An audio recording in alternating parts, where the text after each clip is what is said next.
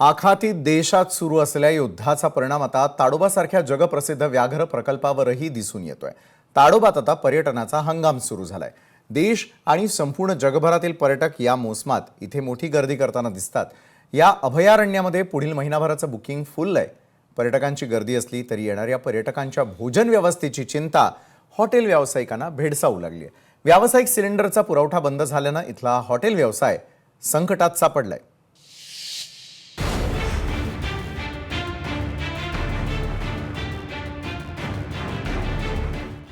आखाती युद्धाची झळ ताडोबा अभयारण्याला। गॅस पुरवठा बंद झाल्यानं किचन झालं थंड। पर्यटकांना पुरेसे खाद्यपदार्थ मिळेना।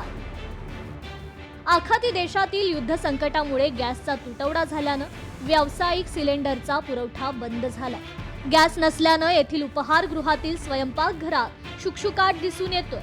छोट्या टपऱ्यांचीही हीच अवस्था आहे। खाद्यपदार्थ व्यावसायिकांकडे 8-10 दिवसांचा सिलेंडर साठा शिल्लक आहे। त्यानंतर काय असा प्रश्न सर्वांना त्रस्त करतोय। व्यवसाय बंद करण्याशिवाय दुसरा पर्याय नसल्याचं त्यांचं म्हणणं आहे। गॅस टंचाईमुळे थंड झालेलं अन्न गरम करून दिलं जात नाही। जेवणही मोजकेच दिले जाते। गॅस जेवढा वाचवता येईल तेवढा वाचवण्याचे प्रयत्न इथे केले जात आहेत। बहुत सिलेंडरची बहुत बेकार परिस्थिती सुरू आहे आमच्याकडे सध्या। आता सिलेंडर आमच्याकडे सध्या एकच आहे। त्याच्यामुळे आम्ही एकदा स्वयंपाक केलेला डबल आम्ही गरम करून देत नाही गेस्टला। पहिलं आमचं जेवण अनलिमिटेड होतं, तर आम्ही आता गेस्टला मोजकं जेवण देत आहे। पहिले आम्ही काही ऑर्डर घ्यायचे गेस्टचे, आता ते पण कमी केले। आम्ही कोणी बाहेरून ऑर्डर आलेले जेवणाचे आम्ही घ्यायचे, ते पण आम्ही आता सध्या बंद केलेले आहेत। जे गेस्ट आहेत त्यांनाच मोजकं जेवण देत आहे आम्ही सध्या आता। पण आता ते कसं हे बंद केल्यामुळे आता आम्हाला हे 2-3 दिवस पुरेल, पण मग बाकी दुकान बंद करायचीच पाळी येणार ना असं। आणि जंगलामध्ये लोक जाऊ देणार नाही, कारण वाघाची संख्या जास्त झाली आहे। आता ते तर आपण पण सांगू शकणार नाही काय होऊ शकणार। तर आता सिलेंडर समोर येणार तर बघू। सध्या तर आहे सिलेंडर सध्या आमच्याकडे, पण येणाऱ्या काही दिवसामध्ये होऊ शकते की शॉर्ट झालं तर सांगू शकत नाही आपण समोर काय होणार। पर्यटनावर अर्थकारण असलेल्या ताडोबा लगतच्या गावांमध्ये याचं सध्या आर्थिक संकट घोंगावतंय। सिलेंडर उपलब्ध न झाल्यास आर्थिक संकट आणखी गंभीर होण्याची शक्यता निर्माण झाली आहे। युद्धामुळे आंतरराष्ट्रीय उड्डाणं बंद झाल्यानेही बुकिंग रद्द झालं आणि ताडोबातील परिस्थितीमुळे पर्यटक बुकिंग रद्द करतायत। याचा मोठा फटका स्थानिकांना सोसावा लागणार आहे। पुरतीचा गॅस माझ्याकडे येतोय, पण ते आता त्यांनी पुरवठा बंद केला काही दिवसात। तर आमच्याकडे माझ्याकडे पण 1-8 दिवसामध्ये ते प्रॉब्लेम येणार आहे। डिमांड सध्या आम्ही पूर्ण करत आहोत, पण आम्ही लोकांना सांगत पण का बस असा प्रॉब्लेम चालू आहे। त्याच्यामुळे आम्ही आता सध्या डिमांड ज्या आपल्या आहेत खाण्याच्या पदार्थाच्या, त्या पूर्णपणे बिलकुल आम्ही पुढे करू शकणार नाही, हे आमचं सांगणं सुरू आहे लोकांना।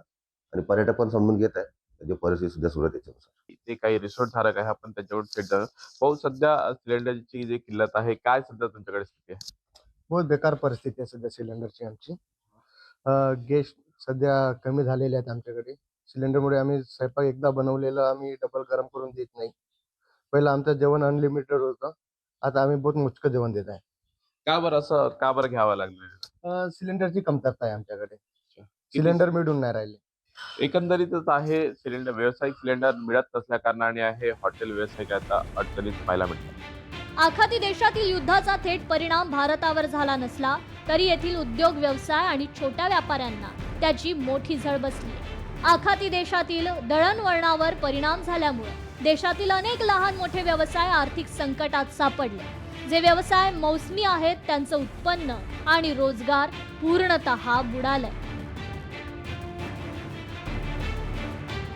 जगप्रसिद्ध असलेल्या ताडोबा आंतरराष्ट्रीय व्याघ्र प्रकल्पामध्ये देखील आता युद्धाचा परिणाम जाणवू लागलेला आहे। कारण की येथील जे रिसॉर्ट आहे त्यामध्ये सिलेंडरची जी संख्या आहे ती खूप कमी झाल्यामुळे जे ग्राहकांची जी मागणी आहे ती वेळेवर हॉटेल मालक आहे ते पुरवू शकत नसल्या कारणाने आता हॉटेल व्यावसायिकांना देखील या युद्धाचा परिणाम जाणवायला दिसून आलेला आहे। अनिल ठाकरे, लोकशाही मराठी, चंद्रपूर।